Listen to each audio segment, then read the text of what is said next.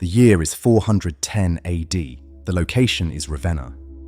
You are standing in the deepest, most impenetrable swamps of northern Italy. The air is thick, carrying the heavy, stagnant scent of salt marsh, rotting reeds, and burning pitch. 300 miles to the south, the unthinkable is happening. The eternal city of Rome, the cultural anchor of the world, is currently being breached by Alaric and his Visigothic army. For the first time in 800 years, foreign boots are marching through the Roman Forum. But the Roman emperor is not in Rome. He is hiding right here, surrounded by miles of toxic, malarial bogs, in the final desperate capital of the Western Roman Empire. We are going to witness the exact heartbreaking moment when classical antiquity officially drowns, and the architecture of the Middle Ages is born in the mud. Using advanced AI trained on late imperial administrative ledgers, the surviving letters of the Roman bureaucracy, and the staggering, perfectly preserved mosaic vaults of the city, we have meticulously reconstructed the twilight of the West. But to understand how Rome ended up hiding in a swamp, you have to understand where it used to be.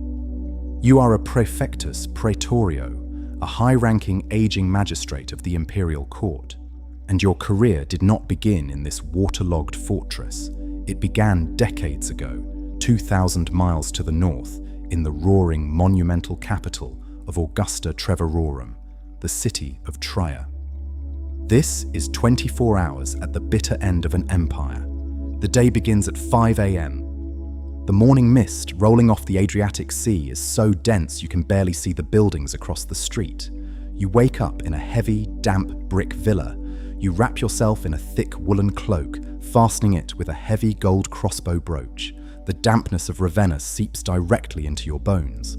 As you step out into the foggy courtyard, your mind flashes back to your youth in Trier.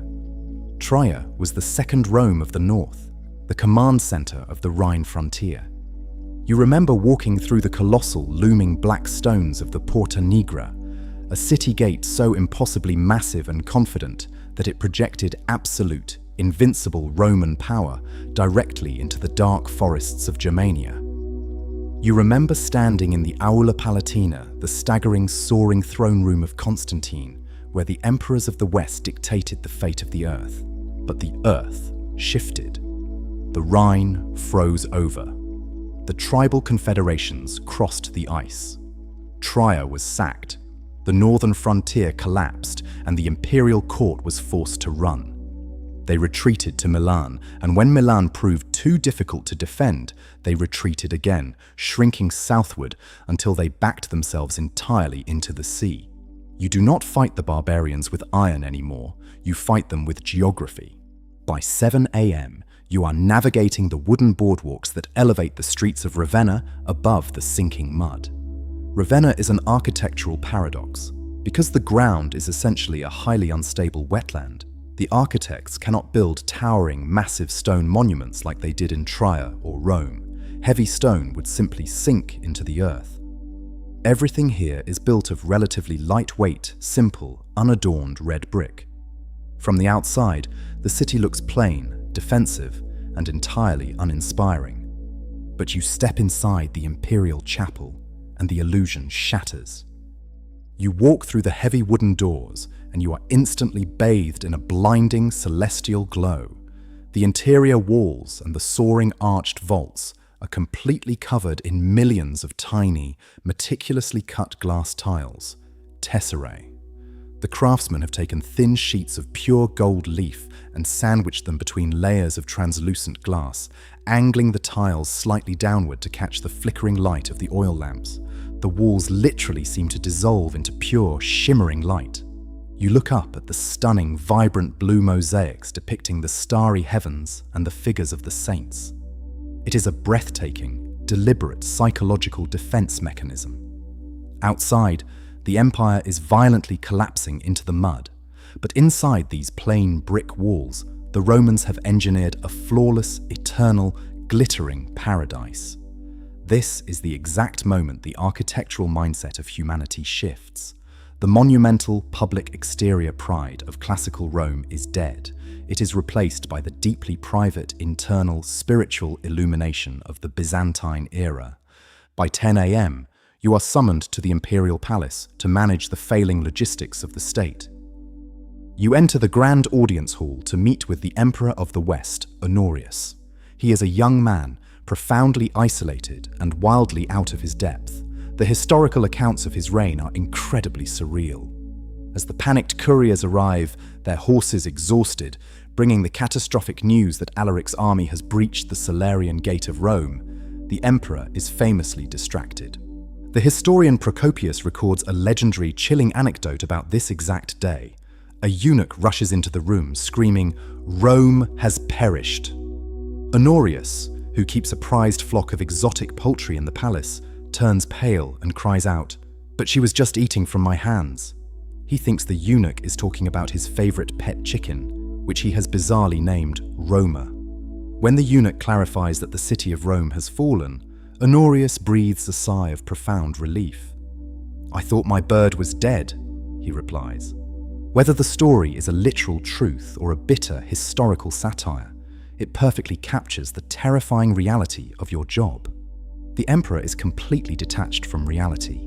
The ancient sacred capital of your ancestors is being stripped of its gold, its statues, and its dignity, and the man who rules the world is relieved about a bird. You swallow your profound existential despair. You unroll a piece of parchment and turn your attention to the only thing that actually matters today, the grain supply. By 1 p.m., you leave the suffocating, delusional atmosphere of the palace and ride 3 miles south to the absolute lifeline of the empire. You arrive at the port of Classis. This is why Ravenna survives. Classis is a massive, sprawling, highly fortified naval base, originally built centuries ago by the Emperor Augustus to house the Roman fleet of the Eastern Mediterranean. While the land routes across Italy are completely blocked by roaming Gothic armies, the sea is wide open. You stand on the bustling, heavily guarded stone piers. The scale of the port is magnificent, capable of holding hundreds of massive warships and merchant galleys.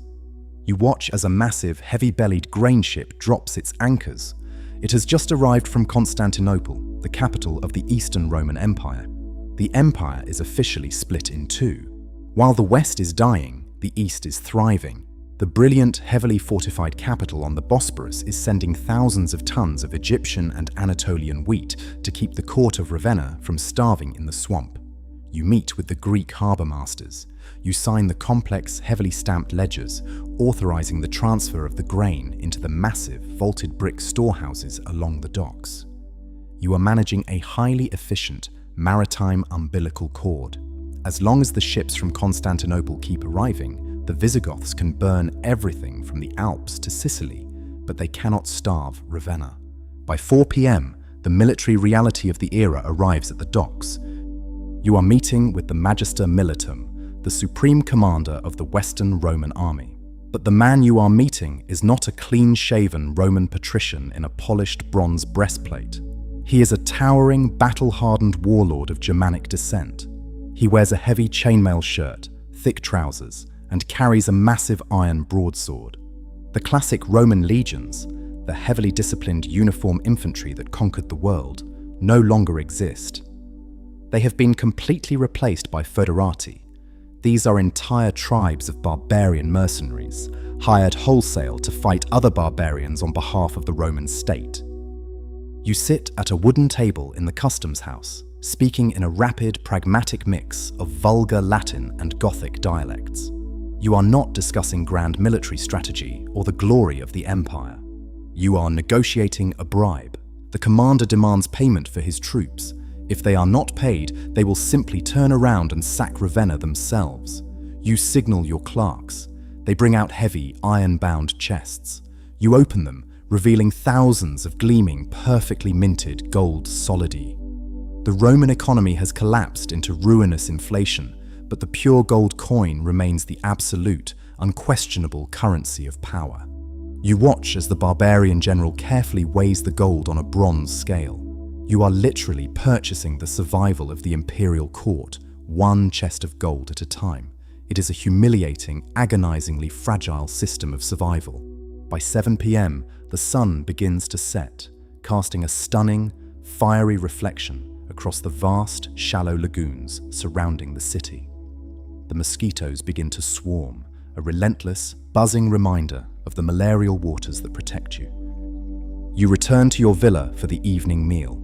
Despite the collapse of the world outside, the elite culture of the Roman bureaucracy desperately clings to its traditions.